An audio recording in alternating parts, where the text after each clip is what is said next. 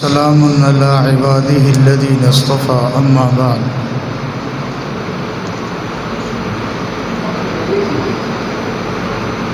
أعوذ بالله من الشيطان الرجيم بسم الله الرحمن الرحيم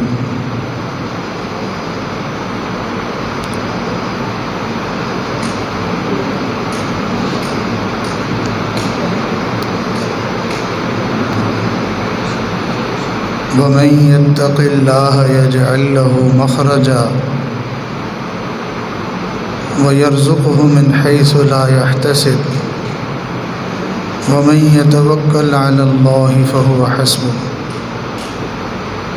إن الله بالغ أمري قد جعل الله لكل شيء قدرا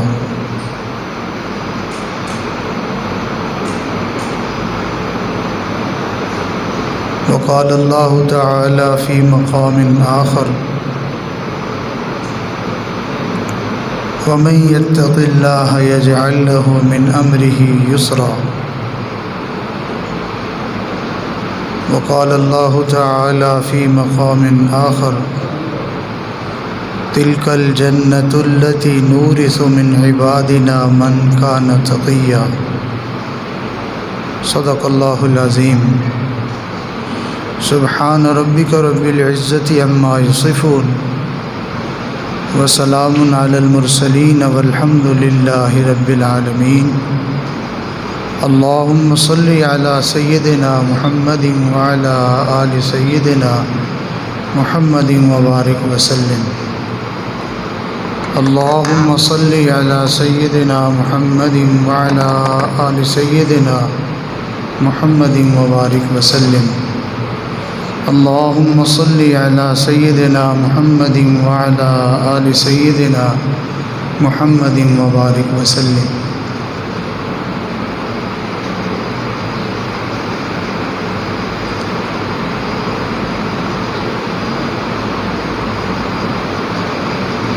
انسان کی زندگی مختلف حالات سے مرکب ہے۔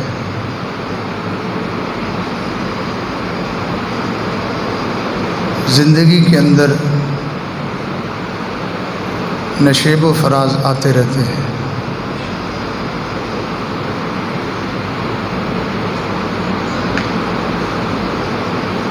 کبھی کسی انسان کی زندگی میں ایک جیسے حالات نہیں رہتے۔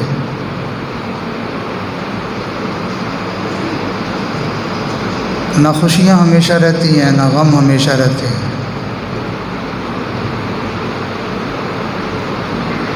اگر آج خوشی ہے تو پھر کل کو غم کا بھی انتظار کریں، اور اگر آج غم ہے تو پھر خوشیوں کا بھی انتظار کریں۔ ہر خزاں کے بعد بہار آیا کرتی ہے، اور ہر بہار کے بعد خزاں آتی ہے۔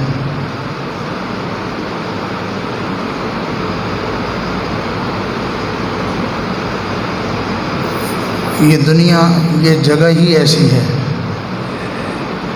یہ جہان ہی ایسا ہے، اور اگر سچ پوچھیں تو اس جہان کا حسن اور خوبصورتی ہی اسی کے ساتھ ہے۔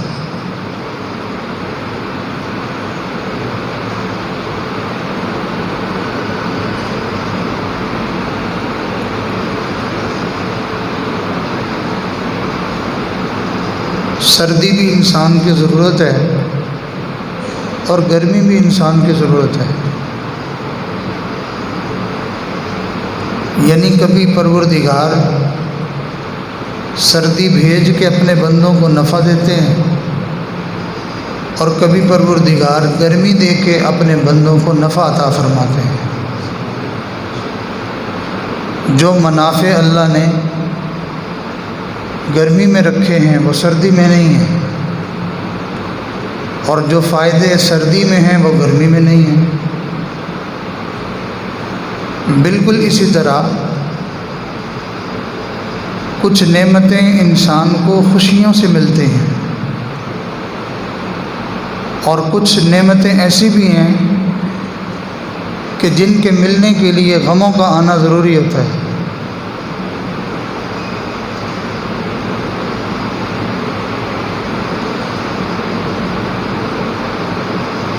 وہ الگ بات ہے کہ انسان میٹھے کو پسند کرتا ہے، کڑوا تھوک دیتا ہے، جبکہ میٹھا اپنی جگہ مفید ہوتا ہے اور کڑواہٹ اپنی جگہ نفع مند ہوتی ہے۔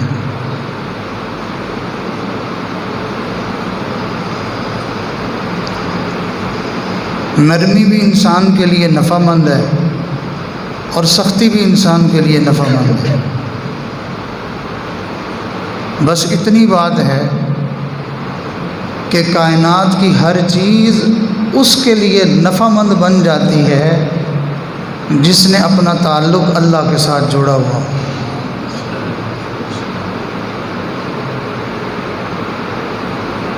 اس کے لیے ہر چیز نفع مند ہے، اور جس کا تعلق اللہ کے ساتھ نہ ہو، جس نے اپنا تعلق اللہ سے خراب کر لیا ہو، جس نے اپنا تعلق اللہ سے خراب کر لیا ہو،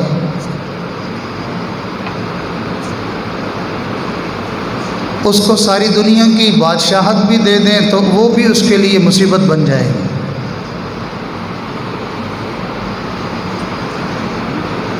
فرعون کتنا بڑا بادشاہ تھا، لیکن بالآخر اس کی شامت آ گئی۔ قارون اور نمرود، شداد اور حامان، ان کو دنیا کی کس چیز کی کمی تھی؟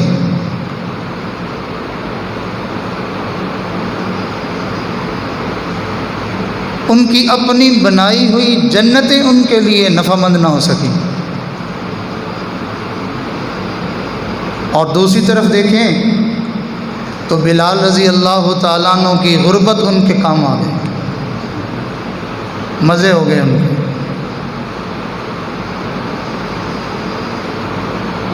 تو زندگی میں انسان کے مختلف حالات آتے رہتے ہیں۔ خوشیوں میں مست ہو جانا اور اللہ کو بھول جانا یہ بھی برا ہے، اور غمیوں میں مایوس ہو کر اللہ سے نا امید ہو جانا یہ بھی برا ہے۔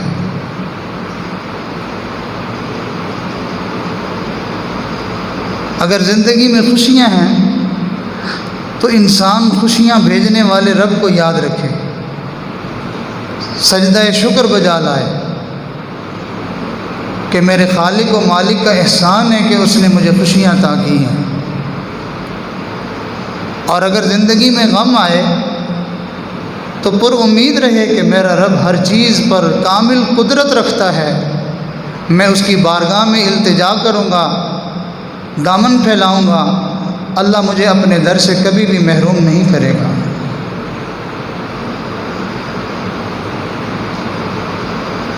تو زندگی میں مختلف حالات انسان کو پیش آتے رہتے ہیں۔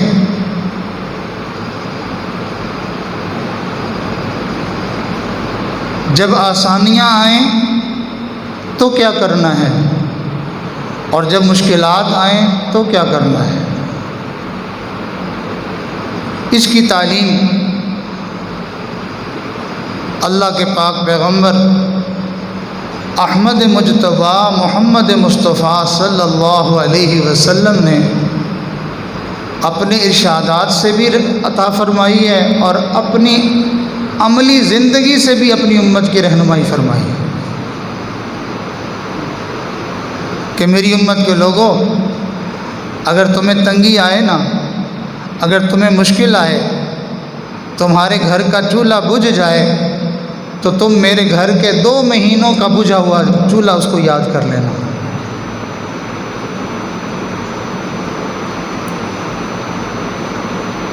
اور اگر تمہیں زندگی میں خوشیاں آئیں تو تم پھر میری خوشی کو، فتح مکہ کے دن کی خوشی کو دیکھ لینا کہ ساری رات اللہ کے سامنے سجدہ ریز ہوئے اور اللہ کا شکر بجا لاتے رہے۔ تاہم اللہ تعالیٰ نے انسان کو آسان زندگی گزارنے کے لیے کچھ نعمتیں عطا فرمائی ہیں۔ ان میں سے بعض نعمتیں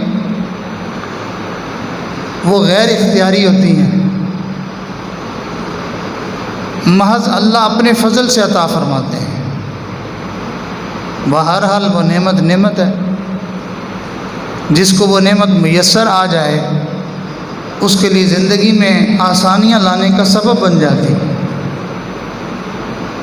اور بعض نعمتیں اللہ تعالیٰ نے انسان کو اختیاری عطا فرمائی ہیں کہ انسان کوشش کرے، محنت کرے تو وہ اس نعمت کو حاصل کر لے اور اپنی زندگی کو آسان بنا لے۔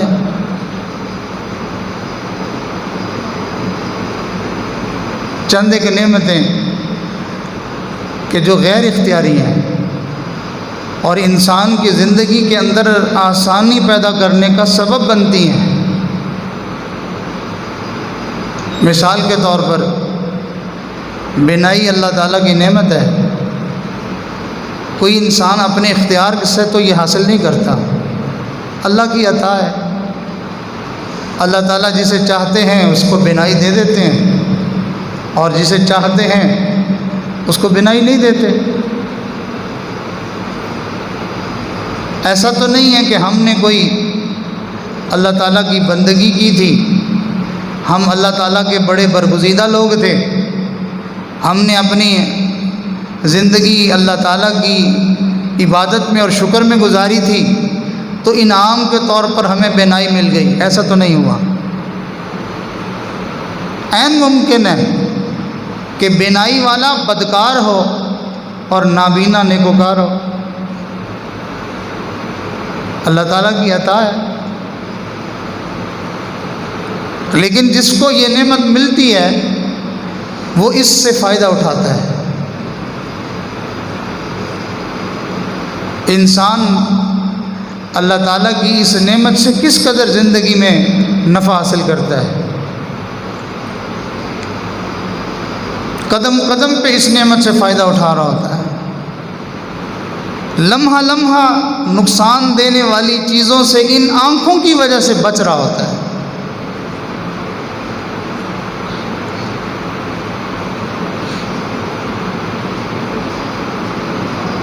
سننا اللہ کی نعمت ہے۔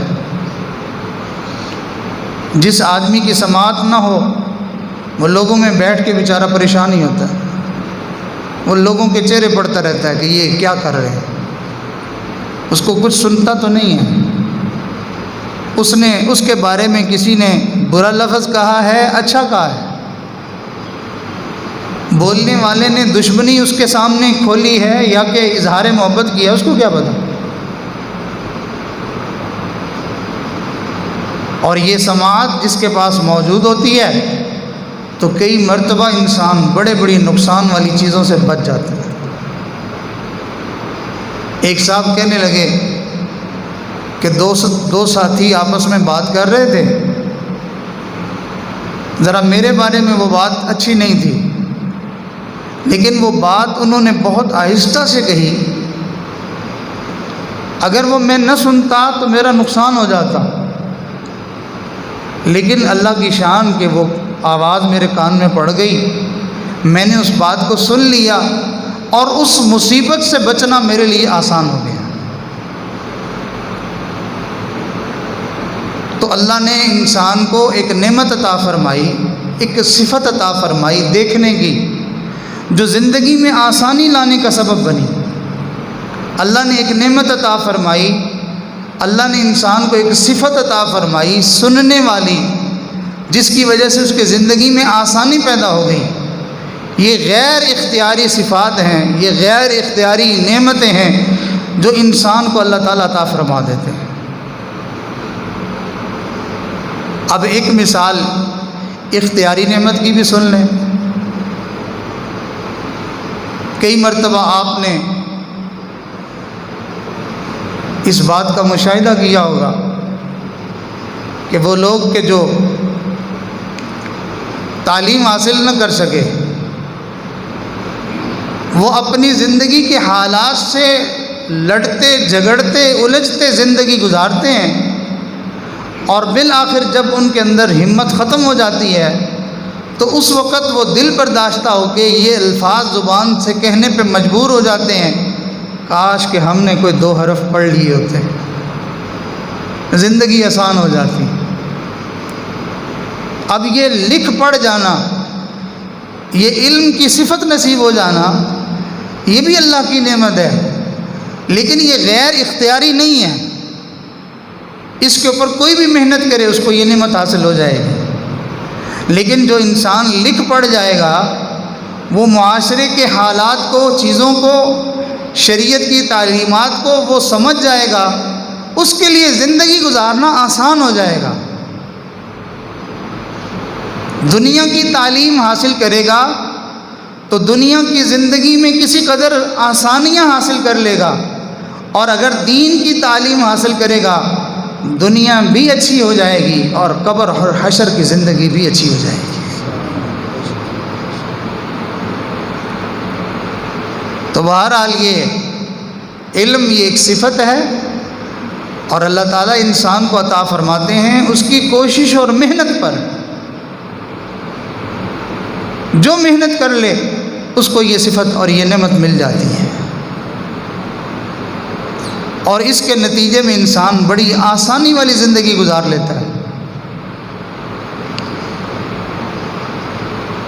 ان پڑھ والدین تھے، انہوں نے اپنے اکلوتے بیٹے کو پڑھایا، تعلیم دی، وہ اچھا پڑھ لکھ گیا، کہیں پر اس کو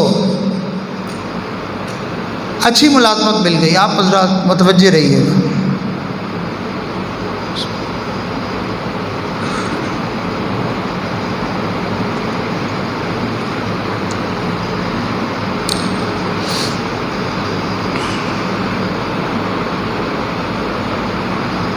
تو وہ اپنے والدین سے دور رہتا تھا،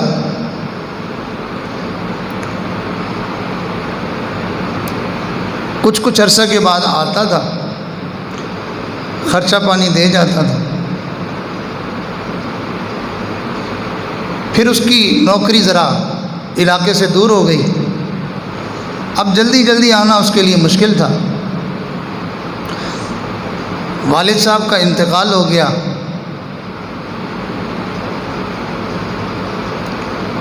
گھر میں خدمت کے لیے اس نے اپنی والدہ کو ایک ملازمہ رکھ دی اور کہا امی میرے لیے روز آنا تو مشکل ہے، میں یہ خرچہ بھیجتا رہوں گا، آپ اس سے گھر کا نظام بھی چلائیں گی اور اس ملازمہ کو تنخواہ بھی دیں گی، آپ کا گزر بسر اچھا ہو جائے گا۔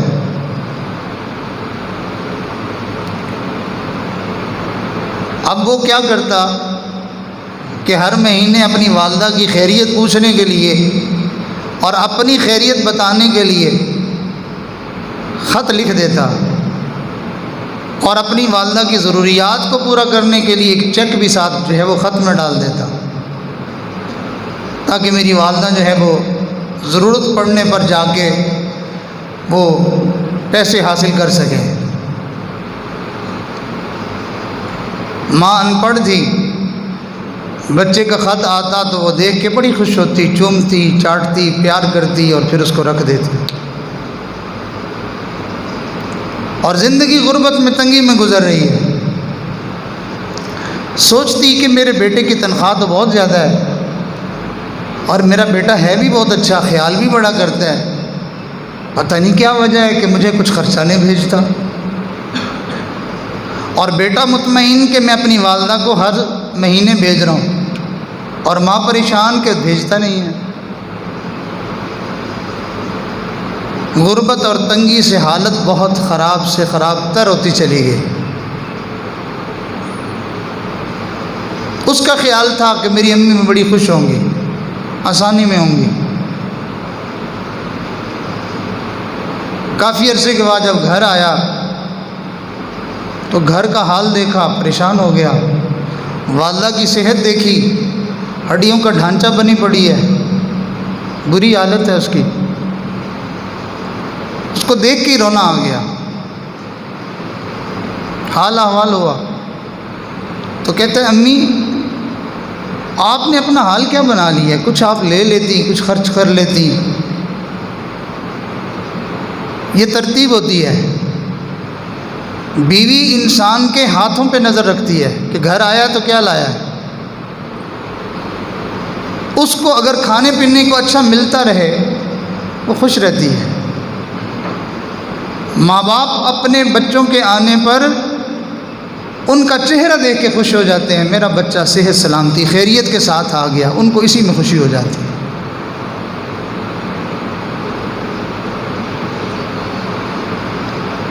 تو جب اس بچے نے یہ بات کہی کہ امی آپ نے کچھ کیا نہیں، تو اب والدہ کو بڑا عجیب سا لگا کہ میرے بیٹے نے کچھ بھیجا بھی نہیں ہے اور اب پھر مجھے یہ بات بھی کر رہا ہے۔ تو جواب دینے کی بجائے آنکھوں سے آنسو آ گئے۔ اماں رو کیوں رہی ہیں؟ بس بیٹا ویسے ہی رونا آ گیا۔ اپنے آپ کو سنبھالا، امی وجہ تو بتائیں کیوں نہیں منگوایا؟ بیٹا آپ نے مجھے پیسے بھی نہیں بھیجے، حالت میری یہ ہو گئی اور اوپر سے آپ یہ بات کرتے ہیں۔ تو اس نے کہا امی میں ہر دفعہ خط بھیجتا تھا، اس میں چیک بھیجتا تھا،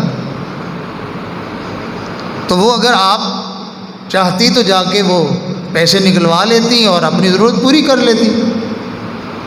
بیٹا مجھے کیا پتا، میں تو اس کو تیری چٹھی سمجھتی تھی اور سمجھ کے میں خوش ہو جاتی تھی کہ میرے بیٹے کا خط آیا، مجھے کیا پڑھنا آتا تھا اور میں کیا اس کو دیکھتی، بس وہ تو پڑھے ہوئے ہیں۔ تو انسان کے پاس علم نہ ہو تو یہ علم نہ ہونا اس کی زندگی کے اندر تکالیف اور مشکلات کا سبب بن جاتا ہے۔ دنیا کی تعلیم نہیں ہے تو بھی مشکلات آتی ہیں انسان کو، لیکن دین کی اگر تعلیم نہ ہو تو انسان کے جیتے جی زندگی برباد ہو جاتی ہے۔ تو بہرحال میں یہ عرض کر رہا تھا کہ اس جہان میں زندگی گزارنے میں آسانی پیدا کرنے کے لیے اللہ نے انسان کو کچھ نعمتیں عطا کی ہیں۔ یہ میں نے تمہید باندھی ہے، امید ہے کہ آپ حضرات توجہ سے ساتھ دیں گے تو اگلی اصل جو بات ہے وہ سمجھنا آسان ہو جائے گی۔ تو کچھ چیزیں غیر اختیاری ہیں، کچھ چیزیں اختیاری ہیں۔ انسان اگر ان نعمتوں سے محروم ہو جائے تو اس کے لیے زندگی مشکل بن جاتی ہے۔ بالکل اسی طرح اللہ رب العزت نے اپنے پاک پیغمبر صلی اللہ علیہ وسلم کے ذریعے سے اپنے بندوں تک یہ بات پہنچوائی ہے کہ میرے بندوں جیسے یہ صفات ہیں ایسے ہی کچھ باطنی طور پر ایسی صفات ہیں جو انسان اپنے اندر پیدا کر لے اس کی زندگی آسانیوں سے بھر جاتی ہے۔ میں ان صفات کی طرف جو قرآن مجید میں بتائی گئی ہیں اور جس کے اوپر زندگی کی آسانیوں کا انحصار کیا گیا ہے کہ یہ صفت اگر تمہارے اندر پیدا ہو جائے گی تمہاری زندگی پرسکون ہو جائے گی، تمہاری زندگی خوشگوار ہو جائے گی، تمہاری زندگی آسان ہو جائے گی۔ آئیے اللہ کے قرآن سے پوچھتے ہیں وہ کون سے صفات ہیں۔ پہلی صفت ارشاد فرمایا وَمَن يَتَّقِ اللَّهَ يَجْعَل لَّهُ مَخْرَجًا وَيَرْزُقْهُ مِنْ حَيْثُ لَا يَحْتَسِبُ وَمَن يَتَوَكَّلْ عَلَى اللَّهِ فَهُوَ حَسْبُهُ وَمَن يَتَّقِ اللَّهَ جو شخص اپنے اندر تقوی والی صفت پیدا کر لے گا اللہ اس کو کیا ہوگا؟ فرمایا اس کے لیے زندگی میں یہ آسانیاں ہوں گی، یجعل لہ مخرجا، ہر تنگی جب اس کے اوپر آ پڑے گی اس تنگی میں سے نکلنے کا راستہ ہم اس کو عطا کر دیں گے اس کی اس باطنی صفت کی وجہ سے۔ یہ تقوی والی، یہ خدا خوفی والی، یہ اللہ کے ڈر والی جو یہ صفت ہے جس انسان میں پیدا ہو جائے گی اس کی زندگی میں مشکلات میں سے نکلنے کا راستہ اللہ کا قرآن اس کا وعدہ اور اعلان کر رہا ہے۔ آج ہم اپنا باطن دیکھیں، اپنے اندر ہم جھانکیں تو ہمیں اپنا اندر تقوی سے خالی نظر آئے گا۔ تقویٰ کا کیا معنی ہوتا ہے؟ اس کی تشریح لمبی چوڑی ہے اور مجھ جیسے طالب علم اس کی کیا وضاحت کرے گا۔ ہاں البتہ اتنا آسان سی بات کہ جس کو ہم سب آسانی سے سمجھ سکیں کہ دل میں اللہ کا ایسا خوف اتر جائے کہ انسان اپنے قول اور فعل سے اللہ کو ناراض کرنے والے کاموں کو چھوڑ دے۔ انسان کے دل میں اللہ کا خوف ایسا اتر جائے، ایسی کیفیت اس کے دل میں پیدا ہو جائے کہ وہ اپنی باتوں سے اور اپنے عمل سے اپنے اللہ کو ناراض کرنا چھوڑ دے۔ اس کا نام تقویٰ ہے۔ اور جس انسان کو یہ کیفیت حاصل ہو جاتی ہے، اللہ تعالیٰ فرماتے ہیں اس کے اوپر مصیبتوں کے، مشکلات کے، تنگیوں کے پہاڑ بھی ٹوٹ پڑیں تو میں پروردگار وعدہ کرتا ہوں کہ ہر مشکل میں سے، ہر تنگی میں سے نکلنے کا راستہ میں اس کو عطا کروں۔ اسی آیت کو پڑھتے ہوئے ذرا آگے بڑھیں تو اللہ تعالیٰ نے ایک اور خوشخبری سنائی۔ ارشاد فرمایا وَمَن يَتَّقِ اللَّهَ يَجْعَل لَّهُ مَخْرَجًا، تنگی میں سے نکلنے کا راستہ ہم دیں گے، وَيَرْزُقُهُ مِنْ حَيْثُ لَا يَحْتَسِبُ، اور ہم اس کو ایسی جگہوں سے رزق دیں گے جس کا وہ تصور اور گمان بھی نہیں کر سکتا ہوگا۔ لوگ کہتے ہیں کاروبار نہیں کریں گے تو معیشت کا نظام کیسے چلے گا، ہمارا ہانڈی روٹی کیسے چلے گا، گھر کا نظام کیسے چلے گا؟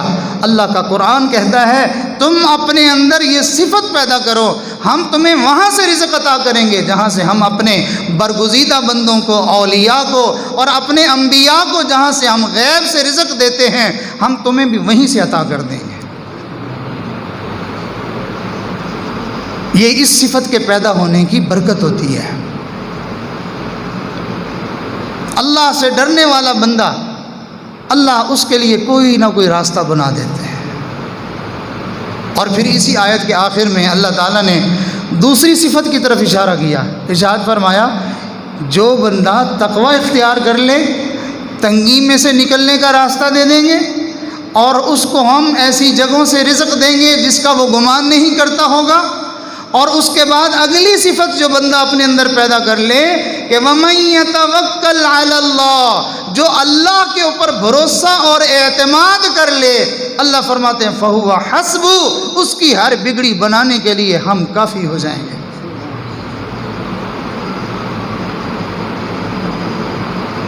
یاد رکھنا، آپ نے ایک جملہ علماء سے، بزرگوں سے سنا ہوگا کہ اللہ تعالیٰ فرماتے ہیں فَاذْكُرُونِي أَذْكُرْكُمْ، قرآن مجید میں اللہ تعالیٰ ارشاد فرماتے ہیں کہ بندے تو مجھے یاد کر، میں تجھے یاد کروں گا۔ علماء نے اس کی تفسیر میں، اس کی تشریح میں یہ بات بھی لکھی ہے، ارشاد فرمایا کہ اللہ تعالیٰ بندے کو کیسے یاد کرتے ہیں۔ اس کی صورتوں میں سے ایک صورت یہ ہوتی ہے کہ جو آدمی روٹین کے حالات میں، عام زندگی کے دوران میں اللہ کے حکموں کو پورا کر لاتا ہے، بجا لاتا ہے، جب ساری دنیا والے مشکلات میں، مصیبتوں میں پھنسے ہوئے ہوتے ہیں تو پھر اللہ ان بندوں کو اس وقت نظر انداز نہیں کرتے، ان کی مدد ضرور کرتے ہیں۔ جب افراتفری پڑ جاتی ہے، جب ہر طرف سے جو ہے وہ حالات ایسے محسوس ہوتے ہیں کہ اب پھنس گئے، اب مارے گئے، پہلے تو جی کام ٹھیک چل رہا تھا، پہلے تو نظام چل رہا تھا، اب کیا کریں گے؟ تو جو بندہ اللہ کے حکموں کو آسانی میں یاد کرتا ہے، جب حالات تنگ پڑ جاتے ہیں، اللہ اپنے ان بندوں کو اس وقت نظر انداز نہیں کیا کرتے۔ اس کی ایک چھوٹی سی مثال سن کے بات ذرا اچھی طرح واضح ہو جائے گی۔ چند دن پہلے ایک نوجوان مجھے ملنے آئے، آپ نے بھی دیکھا کہ ہر بندہ پریشان ہے، ہر بندہ رونا رو رہا ہے۔ بیٹھے حال احوال ہوا، کچھ تفصیل سنائی انہوں نے، فلاں کا یہ حال ہے، فلاں کا یہ حال ہے، فلاں کا یہ حال ہے، ریڑھی والا اتنا پریشان ہے، ٹرانسپورٹ والا اتنا پریشان ہے، کاروباری اتنا پریشان ہے، کپڑے والا اتنا پریشان ہے، فلاں والا اتنا پریشان ہے۔ کرتے کرتے آخر میں اللہ کا شکر کرنے لگے اور ایسے ڈوب کے اللہ کا شکر ادا کرنے لگے، کہنے لگے میں کیسے بتاؤں کہ اللہ نے میرے اوپر کتنی رحمت فرمائی ہے، مجھے ایک ذرہ برابر بھی کوئی تکلیف نہیں پہنچی ہے، میرے کاروبار میں، میرے حالات میں ایک ذرہ برابر بھی اثر نہیں ہوا۔ چونکہ میں اس نوجوان کی زندگی کو جانتا تھا، میرے دل میں فوراً یہ بات آئی، میں نے اس سے یہ بات عرض کی، میں نے کہا دیکھو پیارے، آپ کو پتہ ہے اس کی وجہ کیا ہے؟ کہنے لگا اللہ کا فضل ہے۔ میں نے کہا اس میں کوئی شک نہیں ہے، اللہ کا فضل تو ہے ہی صحیح، لیکن اس فضل کے آنے کا سبب کیا ہے؟ کہنے لگا یہ تو پتہ نہیں ہے۔ میں نے کہا آپ اپنی روٹین کی زندگی میں جو ذکر اذکار، جو معمولات، جو اللہ کے احکامات ہیں ان کو پورا کرنے کی کوشش کرتے ہیں، اس کی برکت سے اب جب افراتفری بنی ہے، اللہ نے آپ کے لیے آسانی کی صورتیں پیدا کر دی۔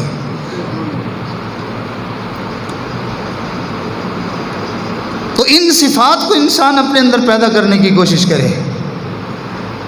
یہ کرونا ہے، یہ فلاں ہے اور یہ فلاں، کوئی چیز انسان کو کچھ نہیں کہتی۔ یاد رکھیں، ٹھنڈی ہوا سب کو موافق نہیں آیا کرتی۔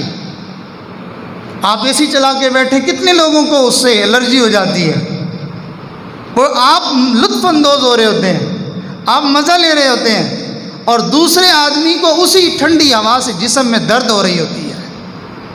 تو ٹھنڈی ہوا ہر ایک کو موافق نہیں آتی ہے، گرم ہوا سے ہر ایک کو تکلیف نہیں ہوا کرتی ہے، میٹھا ہر ایک کے لیے موافق نہیں ہوا کرتا ہے، کڑوی چیز ہر ایک کو جو نقصان نہیں پہنچایا کرتی ہے، بلکہ کڑواہٹ بعضوں کے لیے مفید ثابت ہوتی ہے، بعضوں کو نقصان اور تکلیف دیتی ہے، میٹھا بعضوں کو نفع پہنچاتا ہے، لذت دیتا ہے، اور بعضوں کے لیے وہ وبال جان اور بیماری اور موت کا سبب بن جاتا ہے۔ بعضوں کو ٹھنڈی ہوا راحت پہنچاتی ہے، بعضوں کو ٹھنڈی ہوا جسم میں درد اور تکلیف پیدا کر دیتی ہے۔ بالکل اسی طرح یہ دنیا میں جو حالات چلتے ہیں اور یہ جو بلائیں اور وبائیں آتی ہیں، یہ ہر ایک کے لیے نقصان دہ اور تکلیف دہ نہیں ہوا کرتی ہیں۔ وہ قومیں جن کے اوپر مسلسل ہوائیں چلی تھی اور وہ ان کو اٹھا اٹھا کے پٹک پٹک کے مار رہی تھی اور وہ ان کے موت کا سبب بن رہی تھی، وہی ہوا ایمان والوں کے لیے لذت اور فرحت کا سبب بن رہی تھی۔ وہی آگ جو لوگوں کو جلا دینے والی ہے، وہی آگ ابراہیم کے لیے سلامتی کا ذریعہ بن رہی ہے۔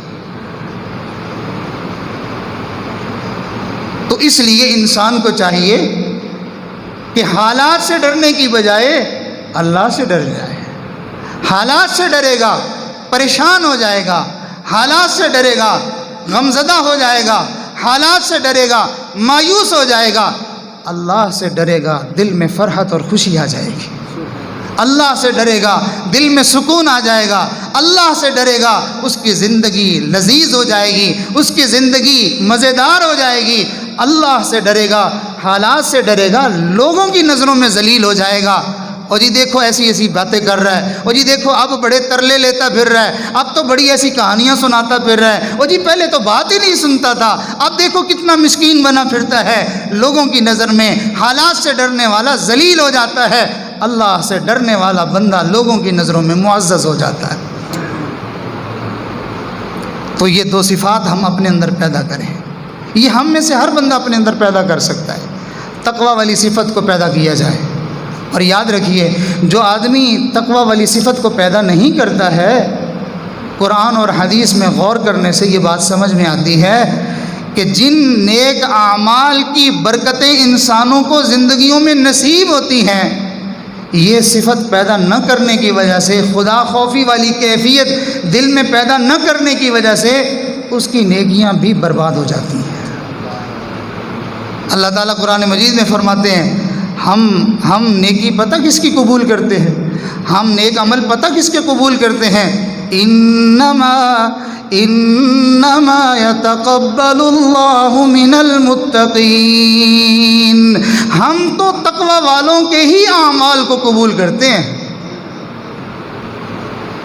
اور جن کے دلوں میں اللہ کا خوف اور ڈر ہوتا ہے، اللہ تعالیٰ فرمایا تلک الجنۃ التی نورث تلک الجنۃ التی نورث من عبادنا من كان تقيا۔ ان جنتوں کا وارث ہم نے ان بندوں کو بنایا جو دنیا میں ہم سے اپنے دل میں ڈر اور خوف رکھا کرتے تھے، تقوی ان کے دلوں میں تھا، ہم نے جنتوں کا وارث ان کو بنا دیا۔ اب ایک اور آیت مبارکہ سنا کر میں اپنی بات کو سمیٹتا ہوں۔ قرآن مجید میں تقوی اختیار کرنے والوں کے لیے ایک بڑی خوشخبری سنائی گئی۔ ارشاد فرمایا وَمَن يَتَّقِ اللَّهَ يَجْعَل لَّهُ مِنْ أَمْرِهِ يُسْرًا۔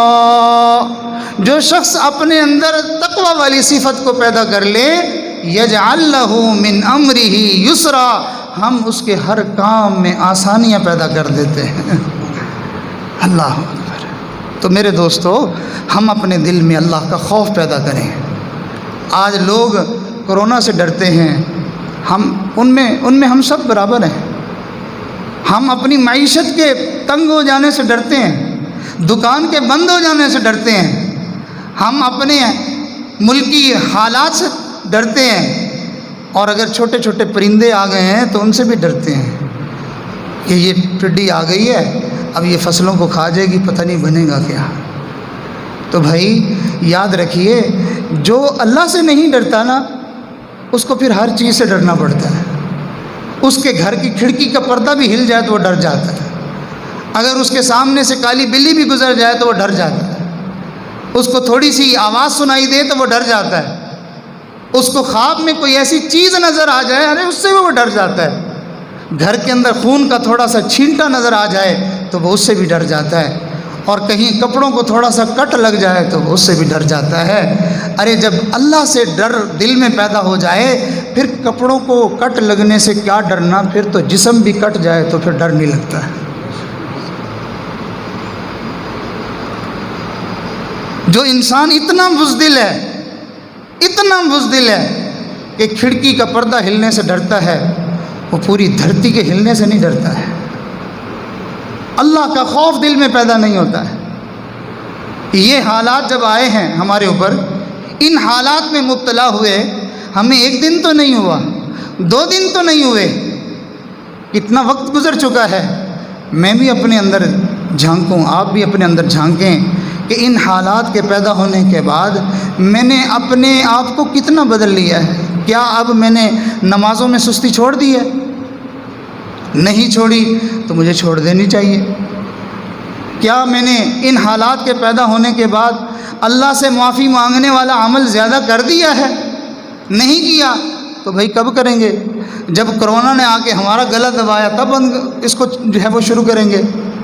میں نے اپنی نظروں کو غلط استعمال کرنا چھوڑ دیا ہے؟ نہیں چھوڑا، کب چھوڑیں گے؟ میری زبان پر درود پاک جاری ہو گیا ہے، میں نے اللہ کے نام پہ کچھ خرچ کرنا شروع کر دیا ہے۔ میں اپنی زندگی میں کیا تبدیلی لایا ہوں؟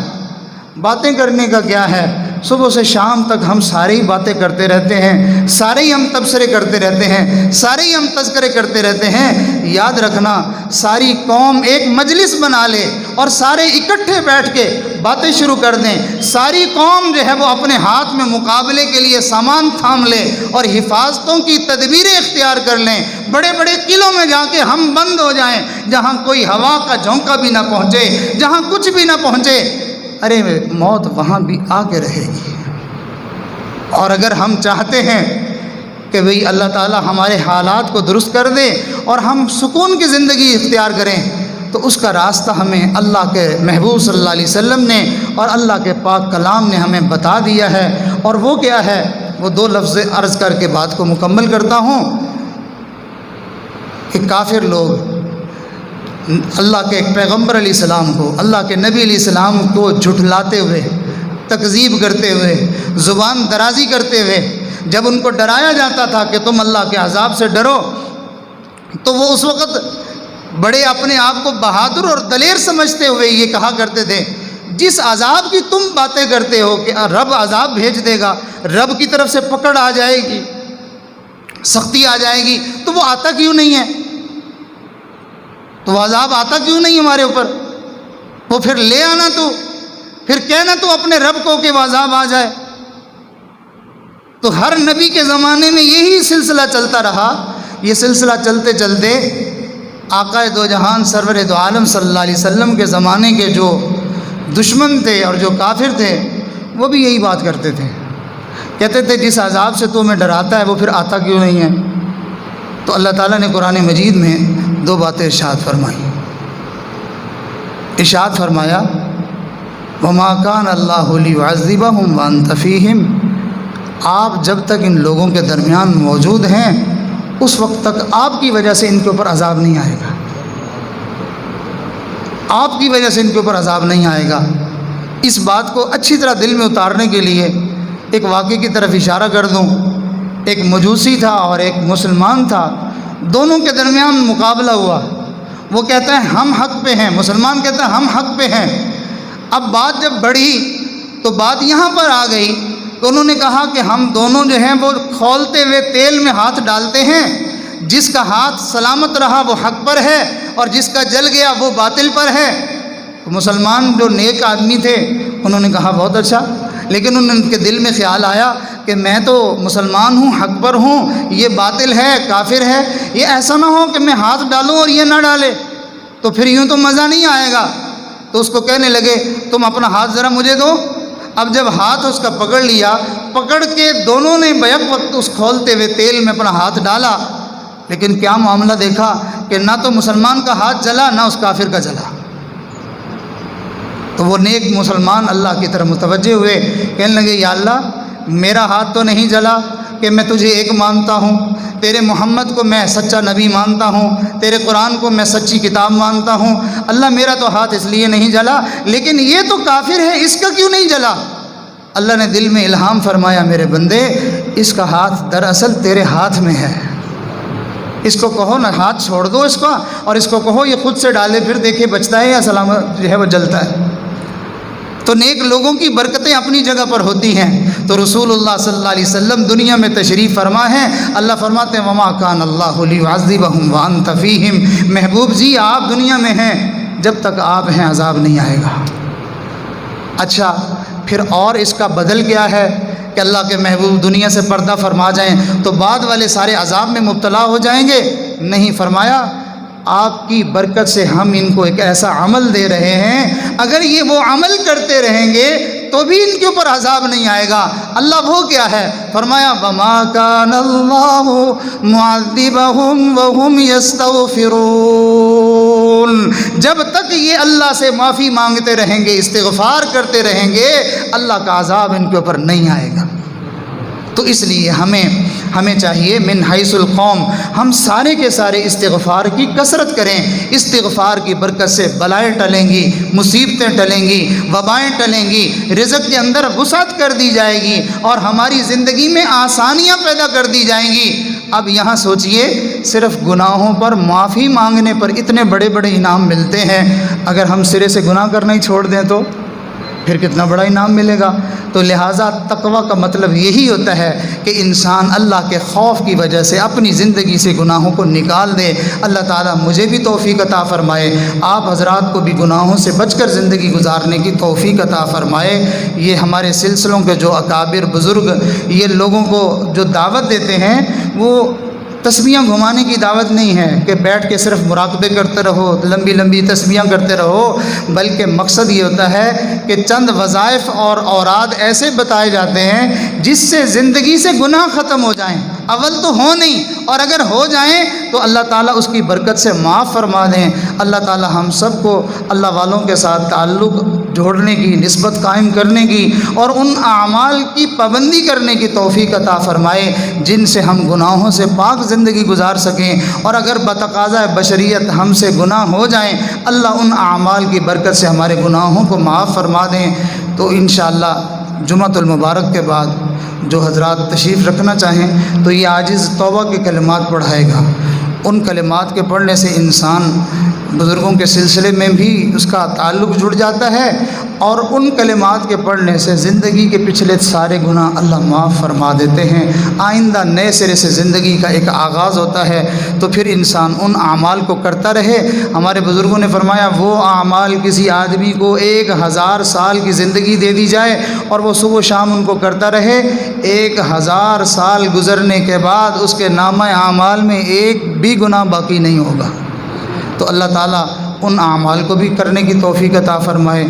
تو سب حضرات ابھی سنت ادا فرما لیں۔ وآخر دعوانا